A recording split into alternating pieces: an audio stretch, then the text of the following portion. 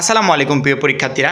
পরীক্ষার হলে যাওয়ার আগে আমি 20টা ভাব সমস্যায় পড়ে গেছি, কিন্তু পরীক্ষার হলে গিয়ে দেখলাম ওই 20টার ভিতর থেকে একটাও আসে নাই। তখন কি অবস্থা হবে একটু ভেবে দেখছো? যদি এমনটা হতো যে তুমি একটা মাত্র ভাব সমস্যায়ন বাসা থেকে পড়ে গেছো, মানে কি একটার ফরম্যাট শিখেছো, সেক্ষেত্রে আদার্স কোনো ভাব সমস্যায়ন তোমার পড়ার কোনো প্রয়োজন নেই। শুধু পরীক্ষার হলে গেছো, পৃথিবীর যেখান থেকে আসুক, যেই কয়টা ভাব সমস্যা নিয়ে আসুক, শুধুমাত্র দেখবে শিরোনামটা কি এবং সেই শিরোনামের সুন্দরভাবে ব্যাখ্যাটা, অর্থাৎ শিরোনামের অর্থটা কি, এটা সুন্দরভাবে বের করবে। যে কোনো ভাব সমস্যা না আসুক, কমন পড়া লাগবে না, ইজিলি লিখতে পারবে। আজকের এই ভিডিওতে জাস্ট একটা ফরম্যাট শিখিয়ে দেবো। আশা করি এই ফরম্যাটটা শিখলে আদার্স কিছু শিখতে হবে না। একটা মাত্র ফরম্যাটে যে কোনো ভাব সমস্যায়ন সহজভাবে লিখতে পারবে। প্রথমত আমরা এখানে একটা ভাব সমস্যায়ন নিয়েছি, যার টাইটেলটা হচ্ছে ক্ষুধার রাজ্যে পৃথিবী গদ্যময়, পূর্ণিমার চাঁদ যেন ঝলসানো রুটি। অর্থাৎ কোনো একটা কবি বা কোনো একটা লেখক হাস্যরহস্যকভাবে একটা উদ্ধৃতি দিয়েছে বা একটা প্রবাদ বাক্য বলেছে যে ক্ষুধার রাজ্যে পৃথিবী গদ্যময়, পূর্ণিমার চাঁদ যেন ঝলসানো রুটি। সাপোজ ধরো এই ভাব সম্প্রসারণের সাথে আমাদের কোনো সম্পর্ক নেই, আমি আগে কোনো দিন এইটা দেখিনি। এখন এইটা আমরা কীভাবে লিখবো? সাধারণত তোমাদের আগেই বলে রাখি যে ভাব সম্প্রসারণ লেখার আগে তোমাদের এটা জেনে রাখা হচ্ছে যে ভাব সম্প্রসারণ প্রধানত তিনটা স্টেপে আমাদেরকে লিখতে হয়। প্রথম স্টেপটা হচ্ছে মূল ভাব, দ্বিতীয়টা সম্প্রসারিত ভাব, 3 নম্বরটা হচ্ছে মন্তব্য। অর্থাৎ মূল ভাবটা হচ্ছে আমাকে যে শিরোনামটা দেওয়া হবে, এই শিরোনামের অর্থটা, এই শিরোনামের বাংলা অর্থ কি, এই অর্থ নিয়ে আমি 2 বা 3 লাইন মূল ভাব লিখব। অর্থাৎ মেইন যে কথাটা, শিরোনামের যে মেইন কথাটা যেটা তুমি বুঝলে, ওইটা নিয়ে তুমি 2 লাইন বা 3 লাইন লেখো। সম্প্রসারিতভাবে কী লিখতে হবে? সম্প্রসারিতভাবে এইটাই লিখতে হবে যে মূলভাবে যেটা লিখলে, যেমন আমরা খ নাম্বার প্রশ্ন উত্তর লিখি সৃজনশীলে, যে আমরা সবসময় বলি যে খ নাম্বারে যেটা চেয়েছে সেটা তুমি 1 লাইন বা 2 লাইনে এক কথায় শেষ করে দাও জ্ঞানমূলকভাবে। পরবর্তীতে ওই যে 1-2 লাইন লিখেছো ওইটার ব্যাখ্যা তুমি 3-4 লাইন লেখো। ঠিক সেম একইভাবে যেই মূল ভাবটা তুমি লিখলে, এই মূল ভাবের বিস্তারিত ব্যাখ্যা তুমি 8 থেকে 9 লাইন দিবে তোমার সম্প্রসারিতভাবে। এখন যদি আমরা আসি মন্তব্যতে, মন্তব্যতে মানে কি পুরো ভাব সম্প্রসারণটা শেষ করে মন্তব্যতে তোমার পার্সোনাল যে অভিমতটা, তোমার যে মতামত, অর্থাৎ এই বিষয়ে তোমার মতামত কি, সেই মতামতটা ওইখানে 2 লাইন বা 3 লাইন দিয়ে দিবে, হয়ে গেল। এখন দেখো এই ভাব সম্প্রসারণের সাথে আমাদের কোনো সম্পর্ক নেই, আমরা জাস্ট নতুন দেখছি। এখন এটা আমরা কীভাবে করব? ক্ষুধার রাজ্যে পৃথিবী গদ্যময়, পূর্ণিমার চাঁদ যেন ঝলসানো রুটি। অর্থাৎ ক্ষুধার রাজ্যে মানে কি, এখানে ক্ষুধা সম্পর্কে বলা হয়েছে, মানে কি একজনের পেটে খাবার নেই, ক্ষুধা সম্পর্কে এই বিষয়ে বলানো হয়েছে যে ক্ষুধার রাজ্যে পৃথিবী গদ্যময়, পূর্ণিমার চাঁদ যেন ঝলসানো রুটি। অর্থাৎ কোনো একটা লেখক হাস্যরহস্যকভাবে বিষয়টা তুলে ধরেছে যে যার আসলে পেটে ক্ষুধা থাকে, মানে কি পেটে খাবার থাকে না, তার কাছে পৃথিবীটা গদ্যময় মনে হয়। অর্থাৎ পৃথিবীর যে সৌন্দর্য, ভালোবাসা, এগুলো কোনো কিছু তার কাছে কিছুই মনে হয় না, সব কিছু তুচ্ছ মনে হয়। এবং পূর্ণিমার যে চাঁদটা, সবসময় আমরা জানি যে পূর্ণিমার চাঁদ আসলে দেখার মতো, মানে কি চাঁদটা দেখতে খুব ভালো লাগে। কিন্তু যার পেটে ক্ষুধা আছে তার কাছেও এই পূর্ণিমার চাঁদের দিকে তাকালে মনে হয় কি ওইটা একটা ঝলসানো রুটি। মানে কি পেটে যখন ক্ষুধা আছে সে ওইগুলোই ভাবে।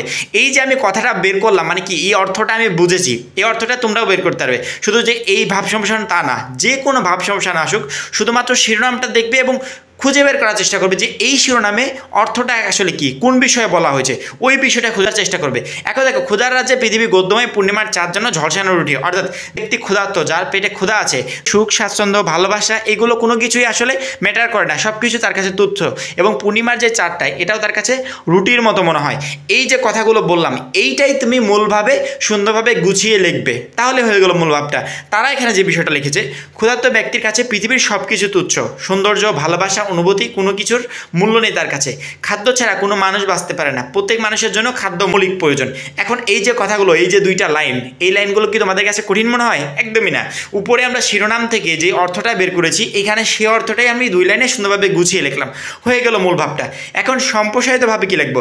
ওই যে মূল ভাবটা লিখেছো, এই মূল ভাবের একটু ব্যাখ্যা দেবে, মানে কি তুমি যে কথাগুলো বলেছো এখানে, এই কথাগুলো একটু বিশ্লেষণ করলেই তোমার হয়ে গেল। যেমন মানুষ জীবিকা নির্বাহের জন্য দিনরাত কাজ করে, যদি কেউ তার ক্ষুধা নিবৃত্ত করতে ব্যর্থ হয় তাহলে যে কোনো নিচু কাজ করতে বাধ্য হয়। যে ব্যক্তি ক্ষুধার্ত থাকে তার কাছে নৈতিক উপদেশ বা দর্শনের কোনো মূল্য নেই। এইটাই স্বাভাবিক যে ক্ষুধার্ত মানুষ সবসময় রাগী বা সামান্য কারণে বিদ্রোহ করতে পারে। ভালোবাসা, সহানুভূতি অথবা আত্মসমিতি কোনো কিছু তাকে বশ করতে পারে না। অর্থাৎ আমার এখানে পুরোপুরি পড়ার কোনো প্রয়োজন নেই, আমি শুধু তোমাদেরকে এইটা বোঝাতে চাচ্ছি যে যে ব্যক্তি ক্ষুধার্ত, অর্থাৎ আমি যে প্রথম 2 লাইন লিখেছি এটার আমি একটু ব্যাখ্যা করব, যে নিজের মতো করে একটু ব্যাখ্যা করছি, তোমরাও নিজের মতো করে করবে। শুধুমাত্র এখানে যা লেখা আছে তাই যে করতে হবে এমনটা না, আমি নিজের মতো করে করছি যে আসলে যে ব্যক্তি ক্ষুধার্ত তার কাছে পৃথিবীর ভালোবাসা, সুখ, স্বাচ্ছন্দ্য এগুলো কোনো কিছুই ম্যাটার করে না। এবং ক্ষুধার্ত ব্যক্তিকে আমরা যদি ভালো কোনো কথাও বলি, তামাশা করে কথা বলি, সেক্ষেত্রে কিন্তু সে সহজেই রাগান্বিত হয়ে যায়। এবং ক্ষুধার্ত ব্যক্তি যে কোনো অনৈতিক কাজ করতে কিন্তু পিছু পা হয় না। কারণ কি, যে ক্ষুধার্ত সে নিজের পেট পরিপূর্ণ করার জন্য সে যে কোনো কাজ করতে পারে এবং তাকে দিয়ে মানুষ যে কোনো অনৈতিক কাজ করাতে পারে। এবং ক্ষুধার্ত ব্যক্তিকে তুমি কোনো নীতিবাক্য বা যুক্তিবাক্য দিয়ে শান্ত করতে পারবে না। একমাত্র সে শান্ত হবে নিজের ক্ষুধা যখন নিবারণ হবে তখন। এই যে কথাগুলো বললাম এইগুলোই গুছিয়ে সম্প্রসারিতভাবে লিখে দিবে, জাস্ট হয়ে গেল। এখানে যা আছে তাই যে লিখতে হবে এমনটা কিন্তু না। তুমি তোমার নিজের মতো করে লিখবে, যে তুমি কি বুঝেছো এই বিষয়টা দ্বারা, তুমি কি বুঝেছো এরকম করে লিখবে। আমার মনে হয় শুধুমাত্র যে এই ভাব সম্মিশ্রণ পরীক্ষায় পড়া লাগবে এমনটা না। যে কোনো ভাব সম্মিশ্রণ পড়ুক, তুমি শুধুমাত্র শিরোনামের অর্থটা খুঁজে বের করবে, তারপরে লেখা একেবারে ইজি। এখন আমরা আসি মন্তব্যতে কি লিখবো।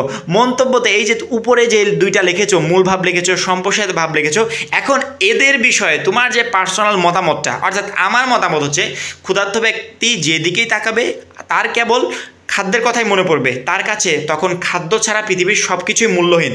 জীবনে যে ক্ষুধাকে জয় করতে পারবে তার জীবন হয়ে উঠবে সুন্দর ও বাস্তবতায় পরিপূর্ণ।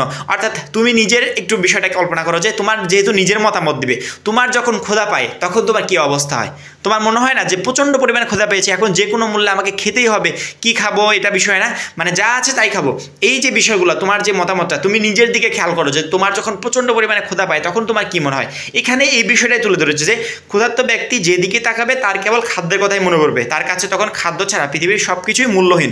জীবনে যে ক্ষুধাকে জয় করতে পারবে তার জীবন হয়ে উঠবে সুন্দর ও বাস্তবতায় পরিপূর্ণ। অর্থাৎ তুমি এই মতামতটা দিয়েছো, এই হয়ে গেল। ভাব সম্মিশ্রণে যে তোমাদেরকে মুখস্থ করতে হবে, পরীক্ষার হলে 20টা কমপ্লিট করে যেতে হবে এমন না। জাস্ট এই একটা ফরম্যাট মনে রাখো যে কীভাবে লিখতে হবে, কয়টা পয়েন্ট দিতে হবে, এবং শুধুমাত্র পরীক্ষার হলে যদি আনকমন আসে শিরোনামের অর্থটা খুঁজে বের করবে, তারপরে লেখা একবারে ইজি। আশা করি এই বিষয়টা সবাই বুঝতে পেরেছে। এবং পরীক্ষার হলে যদি কমন নাও পড়ে সেক্ষেত্রে সবাই ইজিলিভাবে লিখতে পারবে। আমি যেভাবে শিখিয়ে দিলাম ইনশাল্লাহ সবাই ট্রাই করবে এবং পরীক্ষাতে ভাব সম্মিশ্রণে পুরো নাম্বার তোমরা পাবে। পরবর্তী ভিডিওর জন্য চ্যানেলটা সাবস্ক্রাইব করে রাখবে। সবাই ভালো থাকবে, সুস্থ থাকবে, খোদা।